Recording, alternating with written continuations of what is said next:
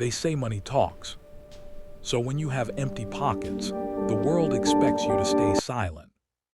Isaiah was a ghost.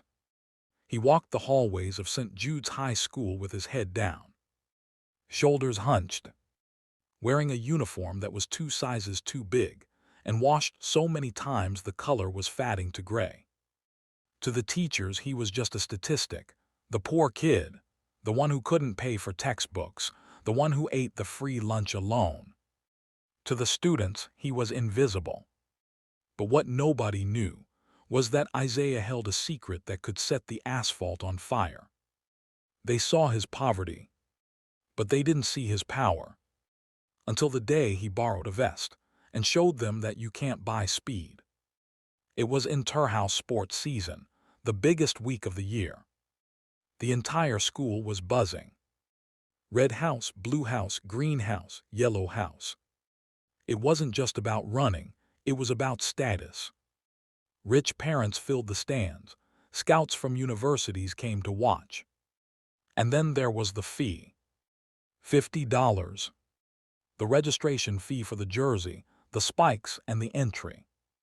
For the star athlete, Julian, a wealthy kid whose father owned half the town, $50 was lunch money. But for Isaiah, $50 might as well have been $1 million. Isaiah stood in the sports master's office. Coach Reynolds didn't even look up from his clipboard. Coach, I want to run. Name. Isaiah King, Blue House. Right, King. Have you paid the registration fee? Not yet, sir, but my mom gets paid next week. I promise. Just let me run the 100 meters, please. Coach Reynolds finally looked up. He saw the frayed collar of Isaiah's shirt. He saw the scuffed, second-hand shoes that were holding together by hope and superglue. He let out a sigh, not of sympathy but of annoyance. Look, kid, this isn't charity, it's an official meet. No fee, no vest, no race. Those are the rules. But I'm fast, sir. I'm really fast. Everyone thinks they're fast, Isaiah. Julian runs a 10.8. Unless you have $50, close the door on your way out. Isaiah walked out. He felt something heavy in his chest. It wasn't just sadness. It was the crushing weight of knowing that your talent doesn't matter if you can't afford the ticket to show it. What Coach Reynolds didn't know was asterisk why Isaiah was fast. He didn't train at a fancy gym. He didn't have a personal trainer. Isaiah ran because he had to. He lived 3 miles from school. To save bus fare for food, he ran. Every morning, every evening. In heavy boots, carrying a backpack full of books. He ran from the stray dogs in his neighborhood. He ran to get to his part-time job at the car wash. Pain was his only coach. Hunger was his fuel. While Julian was practicing his form on a rubber track, Isaiah was dodging potholes on concrete. But the depression was setting in. The inter-house sports day was approaching. Everyone was talking about it. Blue House is going to lose again, people said. We have nobody to beat Julian from Red House. Isaiah sat in the back of the class, staring out the window. He knew he could save Blue House. He knew he could beat Julian. But nobody believed in him. Except for one person. David. David was small, asthmatic, and definitely not an athlete. But he was Blue House, and he was Isaiah's only friend. He sat down next to Isaiah, who was staring at an empty table. You didn't sign up. Couldn't you? The money. Coach kicked me out. That's garbage, Isaiah. I've seen you catch the city bus after it left the stop. You're faster than Julian. Doesn't matter, David. No vest, no race. David looked down at his own bag. Inside was a fresh, clean Blue House running vest. David's parents had paid the fee. They wanted him to participate, to be active. But David knew the truth. If he ran, he'd come last. He'd be a joke. But if Isaiah ran, what if you didn't need to pay? What are you talking about? Just show up on race day. By the tracks, trust me. Welcome to the annual Interhouse Sports.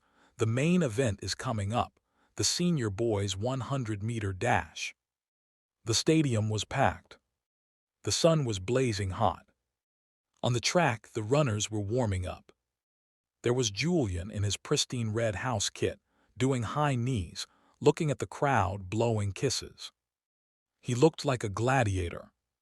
Coach Reynolds was packing the sidelines for Blue House, looking stressed. His best runner had pulled a hamstring. Blue House had an empty lane. They were about to forfeit the race. Isaiah stood by the fence, wearing his worn-out jeans. He looked defeated. He turned to leave. Then he felt a hand on his shoulder. It was David. Here. David shoved a bundle of blue fabric into Isaiah's chest. It was the vest and a pair of running spikes. They were old, borrowed from the lost and found, but they had spikes. David, I can't if they catch us. Look at them, Isaiah. They think they own this track. They think because we're broke we don't exist. Put it on. Run for me. Run for us. Isaiah looked at the vest. He looked at Julian laughing with the girls in the front row. He looked at Coach Reynolds shaking his head in defeat. Something snapped inside him. The fear vanished. The depression turned into focus. He ducked behind the bleachers. He stripped off his heavy shirt. He put on the Blue House vest. It was tight. He laced up the borrowed spikes. When he stood up, he didn't feel like the poor kid anymore. He felt like a missile. The announcer called the runners to the blocks. Runners, take your marks. Coach Reynolds looked up. He saw a figure walking into the empty Blue House lane. He squinted.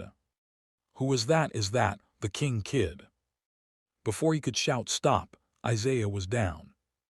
Julian looked over to his left. He saw Isaiah. He laughed. Hey, janitor, did you get lost? The cleaning closet is that way. Isaiah didn't respond. He didn't look at the crowd. He didn't look at the coach. He stared at the finish line.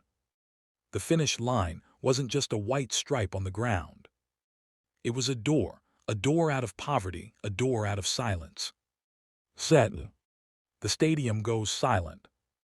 In that split second of silence, Isaiah thought about everything. The empty fridge at home. The miles he ran in the rain. The smirk on the coach's face. He loaded all that pain into his legs. Loud gunshot. Boom. Isaiah didn't run, he exploded. His start was so violent, so powerful, that his block slid backward. By 10 meters, he was upright. By 20 meters, he was even with Julian. Julian's eyes went wide. He started to panic. He pushed harder, his form breaking. But Isaiah was floating. He was running on pure, unadulterated hunger. And look at the outside lane. Look at Blue House. Who is that? At the 50-meter mark, something impossible happened. Usually runners are tight, a close race. But Isaiah shifted gears. He separated. 1 meter gap. 2 meters. 5 meters. The crowd went from cheering to gasping. It looked like Isaiah was a Ferrari racing a pack of bicycles. His legs were a blur. His face was a mask of absolute determination. He wasn't running against Julian anymore. He was running away from his past. 10 meters. He was alone. Totally alone at the front. People stood up. The rich parents dropped their drinks. Coach Reynolds dropped his clipboard. He crossed the finish line. He turned around. And waited. 1 second, 2 seconds. Then Julian crossed. The gap was humiliating. It wasn't a race. It was a massacre. The stadium was dead silent for 3 seconds. Then pandemonium. David was screaming, jumping over the fence, running toward Isaiah. Isaiah stood there, chest heaving, sweat pouring down his face. He wasn't smiling. He was just breathing. Coach Reynolds ran over, looking pale. Isaiah, how? Where did you learn to run like that? Isaiah looked the coach in the eye. You learn to run fast, when life is always chasing you. Julian walked past, head down, defeated. The arrogance was gone. David threw his arm around Isaiah. We did it, David whispered. We did it. That day, Isaiah didn't have money. He didn't have new shoes. He didn't have a father in the stands. But he had the one thing they couldn't buy: greatness. They tried to bury him because he was poor. But they didn't know he was a seed. And on that track, he finally bloomed. Never let the world convince you that your value is in your pocket. Your value is in your heart. And when your moment comes, make sure you leave them so far behind that they have no choice but to remember your name.